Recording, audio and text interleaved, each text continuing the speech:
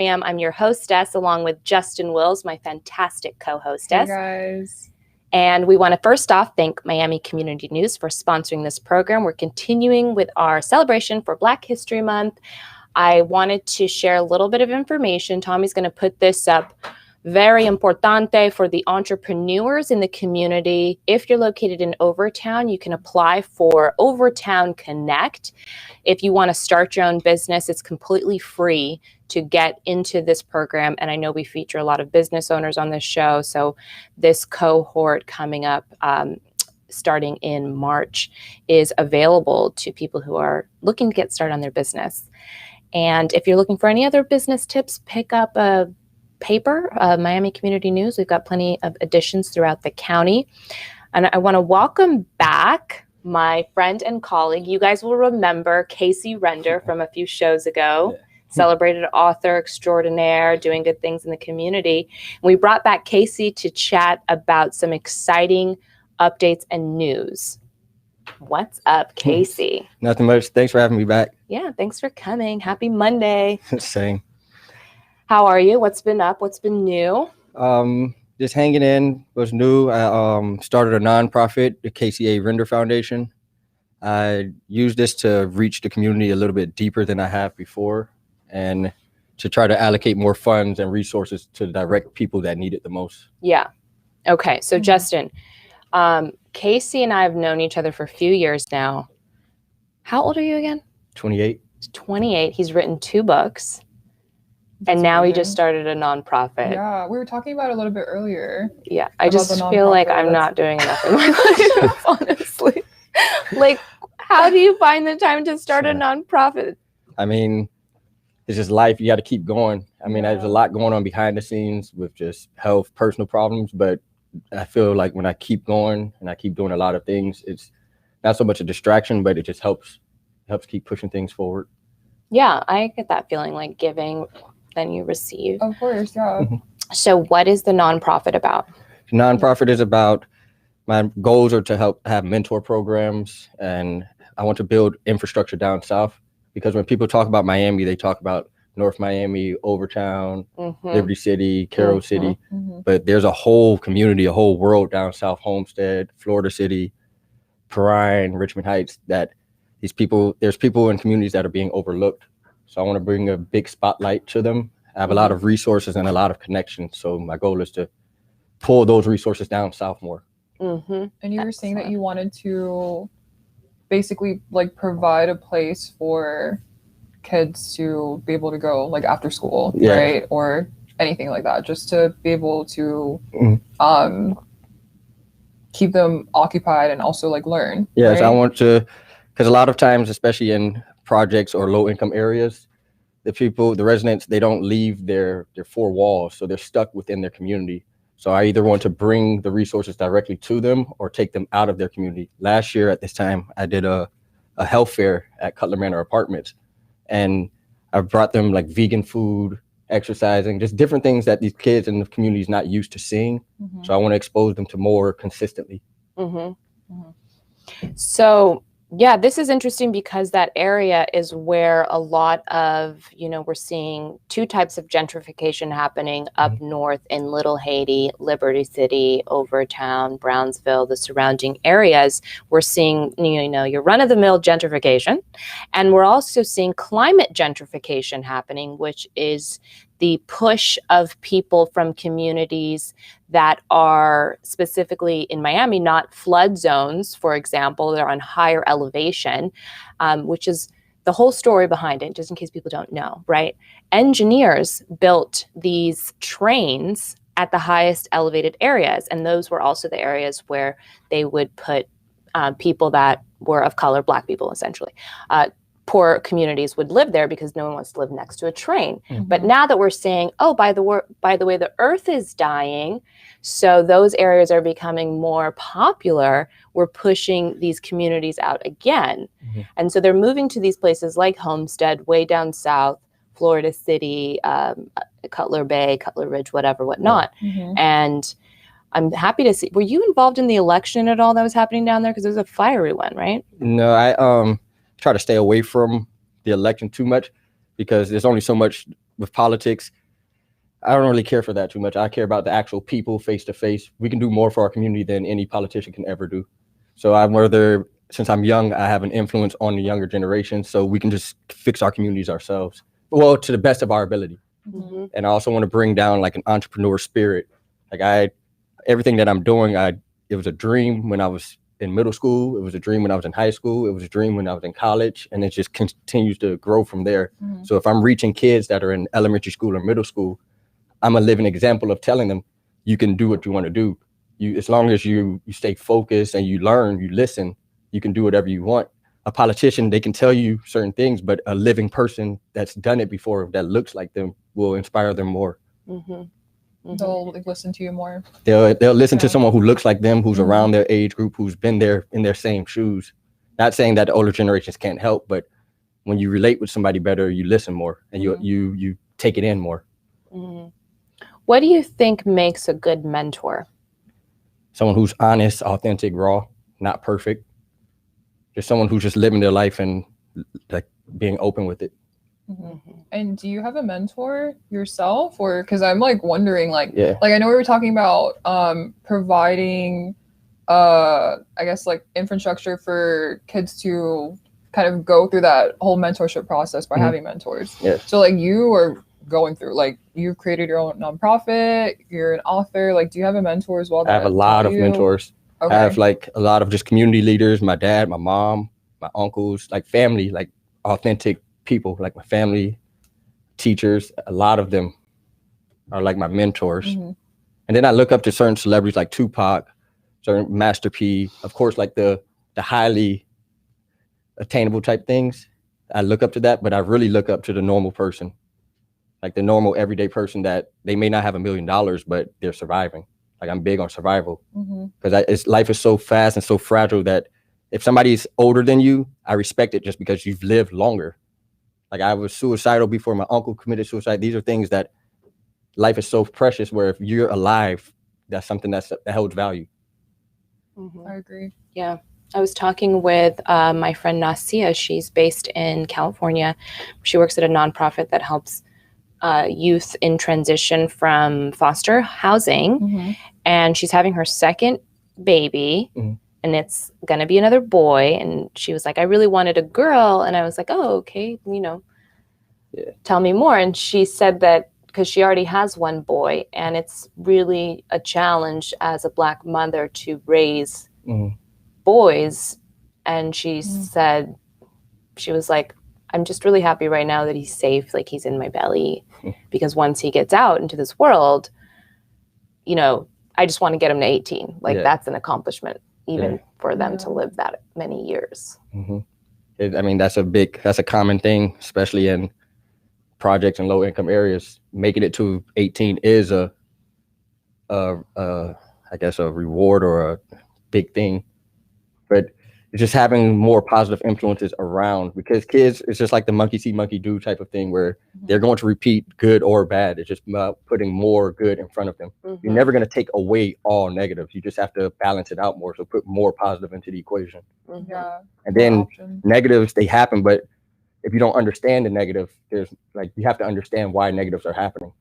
And a lot of negatives are happening out of people's control, but it's just how you react to it. So I want to teach and educate not just the youth, but also older people, that older generations, how to like learn from the past and learn from the negatives. There's a lesson in everything. Do you think a mentor needs to look like the person they're mentoring? It doesn't have to be that way, but it's easier, it's more relatable. Especially when you're a minority, it's better to have a minority leading a minority. It can come from all angles. I'm not like neglecting that, but you respond better when somebody that looks like you, that speaks like you, has been through the same things. You can relate with them better. Yeah, I agree. But so your nonprofit is open to accepting mentors from all walks of life. Okay. Because everybody needs help. And how can they reach out to you about becoming a mentor or joining? They can visit my website, www.kaseyrender.org. And there it will have all the information about the nonprofit and what our goals are for the future. I love it. I would personally like to volunteer as a mentor, my services. I think you'd be great. She's my mentor. Oh, She's one of them. thank for sure. you. Oh my god. But you know that. You already know that. So before you go, I do want to talk about mental health. I want to talk about that too. You want to talk about that too, right? Okay. Yes. So I know that we started a conversation already, and you were talking about how important it is, especially right now, to be mentally sound, right? Yes. What are some tips that you can give people that are possibly dealing with a hard time or any sort of thing? My biggest thing that helps me is breathing, deep breaths, because slow, deep breaths slows down your world. And if you concentrate on like counting numbers while you're deep breathing, that helps. But also writing, just writing everything that's in your mind and just figuring out through your writing. Because if you're writing from the heart, it's unbiased. It is what it is. Then when you go back to it, you get to understand what you were going through and why you felt the way you felt. But you have to be honest with yourself. Because a lot of times with social media, people are lying on social media, but then they're believing their lies on social media. So you're not going anywhere. It's counterproductive.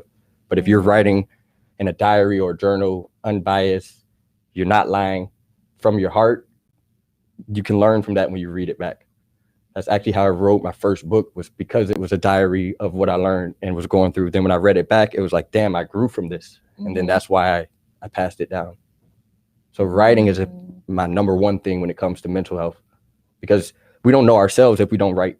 Like you're never going to know yourself if you're not writing down what you're going through. It's just like looking at like a third person view. If you're writing it down and you're looking at it, that's a whole nother world.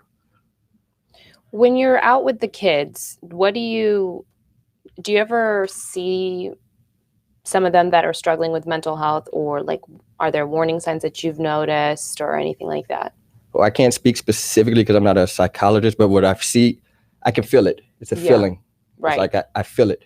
You can feel if they're going through, you can see if they're being picked on, you can hear it in their voice, you can tell if they're quiet. Okay. If they're like distant. And then a lot of times you just have to just let them talk, just be an ear, just listen to them. Because if they don't have that strong family structure, or both parents or parents at all, nobody's hearing them. So a lot of times if they act out, it's a cry for help. It's not that they're bad kids. It's just, hey, look at me, look at what I'm doing. So if you just listen to them, let them lead the way. I'm real big on letting kids lead the way, letting the youth lead the way. If I'm doing everything right now, and it started off when I was a kid, dreaming about writing, dreaming about having a fitness business, in middle school, dreaming about it. If people listened to me at that time, which people did, I have a lot of support, but imagine it's a kid that's in the same position, nobody's listening to them. They were right the whole time when they were a kid. Like that natural childlike instinct, it's correct. It's just that society and the right or wrong of an adult, it takes away the kid's passion. So a lot of times just listening to a kid. Yeah, I used to say that all the time when I was working directly with youth. I love to work with middle school age, because that's when adults would start to tell them not to follow their dreams anymore. It was just awful. Middle school age is actually like one of the toughest or roughest ages. At 12 to 16, 12 to 17, or 13 to 17-year-old age group, that's the roughest age. So those are the kids that are being misled or misunderstood the most. When they're still babies in elementary school, you can grasp them. When they get to that middle school and high school, it's very hard to get them once they're far gone. And then it becomes a disconnect with the older generations and the younger generations, where they think they're just bad kids or bad humans. It's like, no, they're just misled. Or no, you're not letting them be themselves. Because there's not really a right or wrong way to live. It's just, you gotta like grow with the person. Like, we have to grow together more. I agree. Well, I'm excited to see continuing growth from you. It's been such a pleasure to be along, watching your journey and seeing you expand. Any last questions, Justin? I realize my ring has just completely broken here. Let's put that down. You know what? One thing I really do want to know is, other than being there for teenagers, for example, and talking to them, like, what is something else that I can do, for example, to help? Be your best self. Be your best self and be strong and independent. You can't help somebody if you're broken yourself. It's very easy to read through BS. Like, you can call it what it is. It's very easy. A spade is a spade. It's easy to see if somebody's BSing you. So if you're at your best self, it just radiates. I know that lately, the more like things are happening, more people that I don't know closely or personally, they're reaching out to me saying like, oh, you're inspiring me, oh, you're helping me. I'm not directly talking to them. I'm just living my life to the best I can, growing. I put myself on Front Street. People know my problems, people know my struggles, but I don't care. I'm living it. Like there's nothing somebody can say or do to me. I've already lived it. I've already experienced it. Now I'm just passing it down. When you do that, people, they're inspired by that. So if you're at your best self and you're living and you're happy and you're like never giving up, that will help somebody more than telling them you should do this or you should do that. Just be your best self. Just concentrate on being your best self at all times. And then people will fall in line. Kids will fall in line. There's kids that are the roughest of the roughest, but if they see somebody doing the right thing, they change their actions. You don't even have to tell them. They just change their actions because they see, oh, I can do it this way instead. Oh, I should get the same attention and I'm not at risk of going to jail. I'm getting the same attention and I'm still getting money the legal way. People don't want to be bad. It's very rare, unless you have a mental like illness or something. It's very rare for you to want to get in trouble, want to go to jail, want to be in a shooting. People don't want to be in the hood. They don't want to be killing. They don't want to be in jail. That's not something they want. That's just the only option. That's what they see as the only option. Yeah. So you have to show the positive. You don't have to do too much talking. Just show it. Well, thank you for showing it in what you do. And let's keep in touch. Keep me updated on everything you're working on. And I do want to connect you with some of the political leaders out there, just because I would like to see how seriously they take you, knowing I know that you are going to be in that community making moves, and we would like them to support you. Thank you. So thank you, Kasey, so much for coming in today. We're going to continue our chat with our next guest, who is also you can swap out now. Sorry, I know it's a little awkward. Who is our another guest that you will recognize. We're doing a little bit of a throwback situation here today on Monday. So welcome back to the studio, DJ Fly Guy, Rasan Alexander. Welcome. Never Not Fly in the studio. What's happening? What's up? What's up? Hey. What's up? What's up? Hey. Thank you for coming back. Thank you for having me back. Yeah, we talked about having you come back during February, the month of love. Yeah. Because your book was sold out and twice. no one could get their hands on it 2 times Sold out over. twice. Yeah. And this was when you were going to have some more available, and we could talk a little bit more about it. So I'm excited to introduce you to Justin, my new co-hostess. What's up? What's happening? Good. How have you been? I've been busy. I've Yeah. been busy. Yeah, been working a lot. I just got back from LA. I was in LA for a few days. Even though people said California shut down, I still went out there because work had to be done. Yeah. So I'm already started the process on my next book and documentary project. So it's about DJs and telling my story, but multiplied by 200 DJs that I know across the country. Okay. And really This giving is very interesting. insight. Yeah, it's giving insight and context into what it is that we've been going through. So it's not about photographing DJs in the club or DJing or photographing their record collection. No, it's more about portraits, so you can see in their eyes, see their pain, their struggle, their issues. And then I have a conversation with each DJ, record it, and then that's going to turn into a documentary so that people can hear what we're all thinking, what they're thinking. So also when you look in the book, you'll see a photo of a DJ, and then next to them, piece of the conversation that we have will be transcribed so that you can actually read the perspectives of 200 DJs. And I'm already at 51 DJs already done. And I've only been working on it for 3 weeks. So it's I'm gonna have to cap it at 200. It looks like I'll be able to surpass 200, but I'm gonna cap it at 200. So that's gonna be What's the inspiration behind that? The inspiration? Yeah. What I and all my fellow DJs have gone through this past year. You know, and I think that it's a story that's not being told. And I told a little bit of it in To Miami with Love and in my short film, but I didn't want to do this and make it solely about me.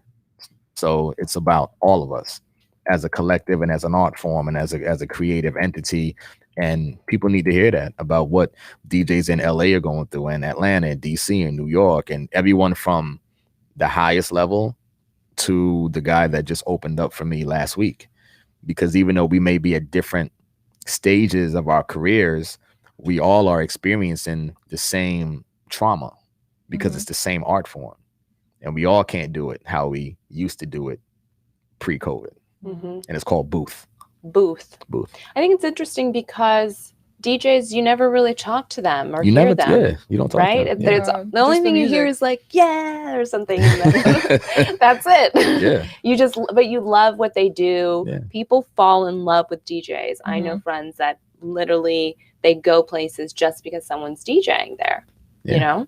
Yeah. That's the thing that, you know, was important to me. It was for to humanize the artist that is a DJ, to humanize the art form and show you that what goes into creating these moments that you guys love when you come out and you dance and you drink and you hang out with friends, and there's certain levels of stress and certain levels of energy, you know, blood, sweat, and tears that go into that hour and a half that you and your friends come out. You don't know, like, the days and weeks and months that went into perfecting what it is that you come out and enjoy for an hour. And not being able to do that anymore, at least at the capacity that we were doing it, there's a lot of trauma behind that. And there's a lot of perspective that you guys, everyone doesn't know. And that's why I want to tell that story. So the first book, To Miami with Love, was showing you what Miami quarantine is like as a whole. But this one with Booth, it's specifically about my fellow comrades in this industry and in this art form of DJing. So any DJs on the list that we would know? I mean, Justin might know them. Or the viewers. I mean, if you want me to let cats out the bag, I've already just a few cats, just a few kitties. Okay, Irie. Okay. Yeah. All right. I even know. So we just, and I'll just say that, but he's one of them. He's already done. Okay. Yeah, cool. he's one of the 51 that I've done so far. Very exciting. Yeah. Wow. And it's the photography aspect of it is very up close portrait style. You're taking the photos. I am. Yeah, I was gonna ask the same thing. Yeah. And that's why I went to LA, because I had 12 DJs out there to shoot in 2 days, and I got it done. What are we thinking? Are they black and white? No, this is color. You doing them in different scenes, areas? Yep. I'm so excited. Different scenes, different depths of feel, but for the most part, all very close to their faces, because most people don't get to see a DJ up close.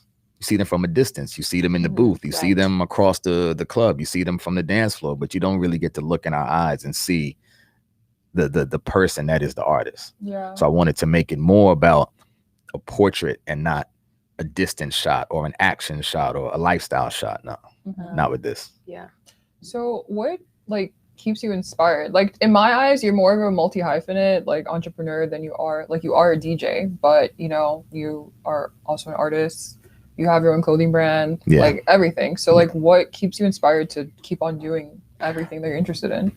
I'm inspired by the people that are around me. I'm blessed to associate and work with some amazing people in Headliner Market Group and Tease Youth, but everything from Live on Sunday to the Overtown Music and Arts Festival to, independent ventures. I'm influenced and motivated by the people that I call family.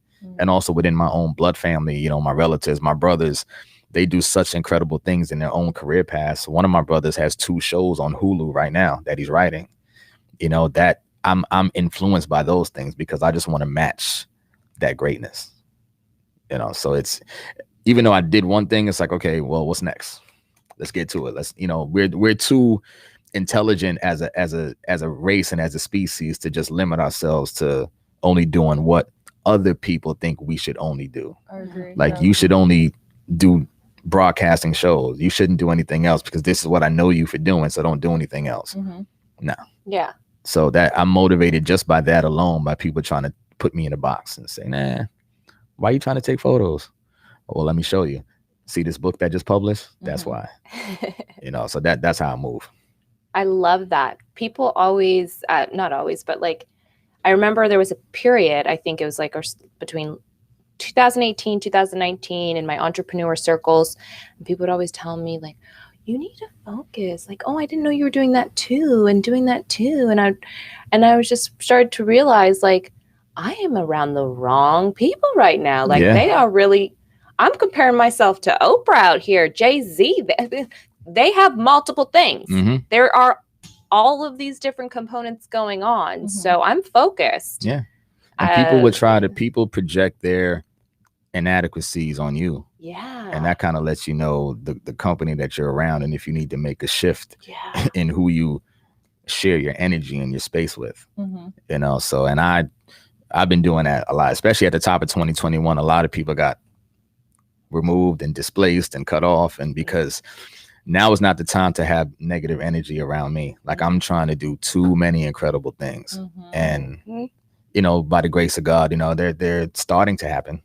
You know, they're happening slowly but surely. And, you know, it's a process. Still keeping DJing at my core, at my base, because that's how I was able to get the notoriety to do these other things and have people buy into the brand of Fly Guy. So I'm not like trying to say, oh, well, I don't care about DJing anymore. No, that's still like the foundation. But my mind is already in like 2024, 2025, like Oscars and Emmys and Grammys and stuff like that. So, and I'm putting in that work right now. Yeah. Yeah. So do you take their picture and then do the interview, or you do the interview right first? Right there. I've only done one DJ where, and this was actually, today's Monday, on Saturday, where we spoke for like an hour. And I said, oh, wait, hold up, I forgot to take your photo. like let's do that first. But everyone, like the other 49, it's always been, let me capture the photo first. And like, I have this thing where I'll tell them, I'll say it. I'll tell them, I said, I want you to close your eyes and think about your greatest highlight or moment in your DJ career thus far. And I give them a second. And I say, you have it? And they'll, yeah, I got it. And I say, look at me. And then when they open their eyes, then I'll take the photo. And then I flip it and then I say, okay, think about the worst moment you ever had. And it creates a whole different emotion, but it's the same composition. It's the same frame, but you're getting two different expressions. Even if they're slight, one is a slight smirk, one is a slight frown in the same composition. But just to show the range of emotion that you could change that instantly just from a thought in their mind. Yeah. I kind of want to back up a little bit because that was going to be part of my question. You just said buy into the brand of Fly Guy, right? Yeah. And one of your quotes, I believe, was that people buy into the person. Yeah. So like, what would be some advice that you could give to somebody that wants to brand themselves, for example? Well, figure out who you are first. You know, what is your brand? Who are you? Who do you want people to understand who you are and what you do and why you do the things that you do? You know, and so now, you know, 13 years in this business, I think when people hear Fly Guy and they hear something that I'm doing or that I'm involved in, it has a certain pedigree associated with it. And there's a certain quality that comes with it. If it's music, it's a certain quality. If it's an event, it's a certain quality. If it's merch, they know certain quality. So once you establish who your identity is, then you just refine that. And it's not something that can happen overnight. It takes time. You know, it takes time to develop, you know, if you want it to be something that's long lasting, to have longevity, I think, in my opinion, you know, something that you continuously work on and you refine and you perfect. So who I am now is who I've been trying to cultivate for over a decade. You know, I wasn't this sharp 10 years ago. I wasn't dull either, but, you know, it's a process, you know, and I think that it's very important that consistency remains the key in developing your brand and not saying, well, one year you're this way and then the next year you're this way and now you're this way. And then people don't, well, I don't know. Who is that person? I don't know. And once you confuse your audience, you lose them. So that's how I say you establish your identity if you're trying to build a brand. I agree with that. And get started too. Like it's not going to be perfect when you first start. You always are. It's not even going to be perfect. You know, when you're 10 years in, like, hey, it's never perfect, but it's the consistency is what people identify with and attach to, because they see that you're not letting up, you're not quitting, you're not, you know, you're continuing to try to grow. And I think that the more you do it, the more consistent you are. The people who attach themselves to you and to your brand, they observe and witness the growth and the evolution. And that's what they become more attached to, I think. So people that have been following me for 6 months or 6 years, they know I'm the same as far as like giving you the best quality that I can give you in the different aspects and things I'm involved in. That's always the case with me, but it gets better. It evolves. You know, my designing for my merch, like this hat I'm wearing now, is better than the hat I did 6 years ago. Because I like that hat, by the way. Thank you. Hat, for sure. Thank you. Exclusive. Never Not Fly. My name on it. My name's on the side somewhere. Yeah, it's on that side. It's on this side. Okay, yeah. So, you know, and then that's really all it's about, man. Just, you know, maintaining the consistency and evolving your brand and refining and, you know, putting in the time. And we all have time now to work on ourselves and our brands and make it something very viable, you know, in the marketplace, depending on what your business interests are. Definitely. So when is the book because I know it takes time. People think, oh, you're writing a book, it's going to drop. Like, take us through a little bit of the process that you're having to go through and when people can, I don't even want to say expect, because you don't really know what could happen on the journey of publishing it. Well, I'd set goals for myself, and by setting those goals, it makes the work get done. Yeah. So this book I want to release in December for this Art Basel. Right. Like how my first that's one, realistic. My first one came in Art Basel that I just passed December 5th. Yeah. So now I'm giving myself the whole year to work on it, because 200 DJs, when I first said it, I said I was going to do, maybe like 50 DJs. And then when I started going down the list of who I just knew personally, it was already like 170. And I was like, oh, well, I can't not include this DJ, and I have to include them. And what about them? And they live in a different city. So then it became, okay, I have to now get on a plane and travel and go to these people, because the photos in the book have to be taken by me. Yeah. It'd be very easy to say, send me a picture of you and I'm going to put it in this book. But it creates a whole different experience when you knew I got on a plane, flew to LA, and now I'm sitting in front of you and I'm taking your photo to put in this book. You respect the project differently. So now I'm going to have to do that for Atlanta, New York, DC, Chicago, Dallas, Houston, everywhere where I know DJs personally. I'm getting on a plane and I'm going to these cities. That's going to take time. Yeah. So the goal is to finish shooting it by July, so that by September it goes into production. By December it's here in our hands, and I'll be having the exhibit and documentary premiere also, because it's going to be a documentary. So everything that I film when I talk with the DJs, I'm transcribing what they're saying, but because I'm filming it, it's going to be a documentary project that I'm going to also premiere. Like I just premiered my first independent documentary film last week, Sunday. That's what's up. At a AMC theater. It's called Pivot. So the other reason I went to LA was to try to pitch that to my brother and his people over at Hulu to see if it could be potentially something there. And I got pretty good response to it. I got some homework to do. It wasn't perfect. Like I said, nothing's perfect, but you definitely told me that you have something here in the story. If you can refine it and execute these little tweaks, then there's potentially something here that can be bigger than you even imagine. And I was like, okay, well, that's all I needed to hear. Let me come back to Miami, do the tweaks I need to do, and get back to work. Because now I want to take this and make this a bigger story. For example, if Pivot becomes a show on Netflix or on Hulu, my story is just one episode of many. So if you have a Pivot story, I'm telling your story, you're another episode. My brother over here, he's another episode. So it's all about taking the idea of pivoting and seeing how different individuals apply it to their lives. And we'll see what happens. And if it doesn't work, I'm going to put it out anyway, independently. I got to publish my book. So Exactamundo, just put it out anyway. I love pivot stories. They're very powerful, and it's important in entrepreneurship to be able to pivot, switch things up, and not feel like you failed in that sense. Yeah. Well, what I would like to do is send you guys the private link so you can view it on your own before it goes public, if you don't mind. We would like that. You can give me your feedback on it. I'll send that to you guys. Wonderful. And how can people get in touch with you to make sure they get on the list for the early release of the book? Because we know it's going to sell out, just like the first ones did. Yeah, well, and with the third batch of those are in production right now. So definitely go to tomiamivithlove.com and pre-order your third one now.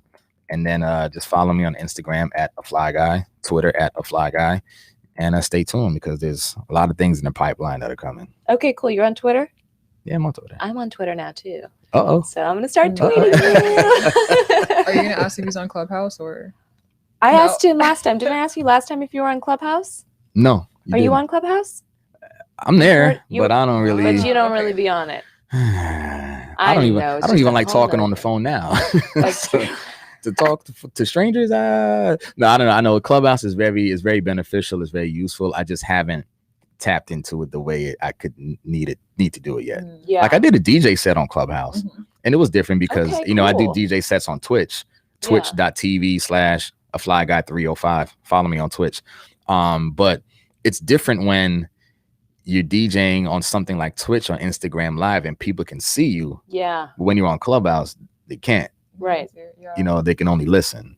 So and when I DJ, I can't hear the other people talking. So I don't know. We gotta see about maybe I'll do like a motivational room or something like that and talk to entrepreneurs or something. Yeah. I think definitely that's like the I will medium get Clubhouse if that happens. for that.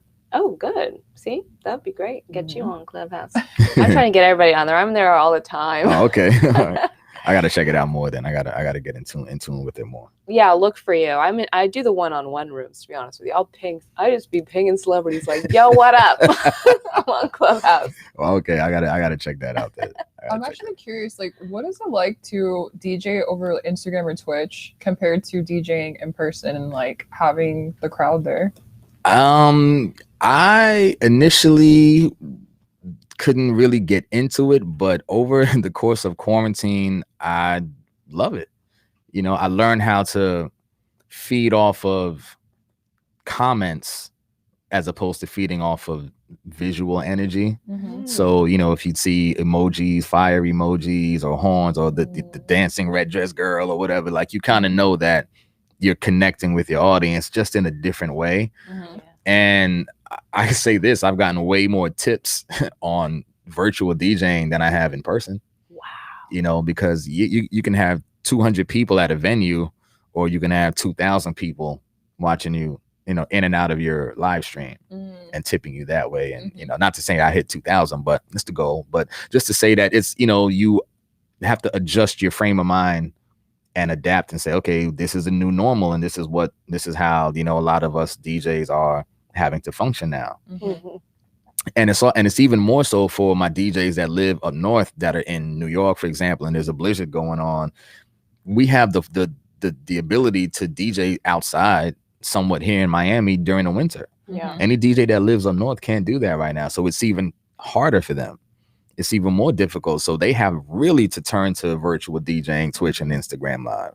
That's what they have because, you know, snowstorms are happening. So, you know, you just have to learn to accept it. And, you know, even some DJs that I've interviewed so far are totally against it. And they're like, I'm not doing that.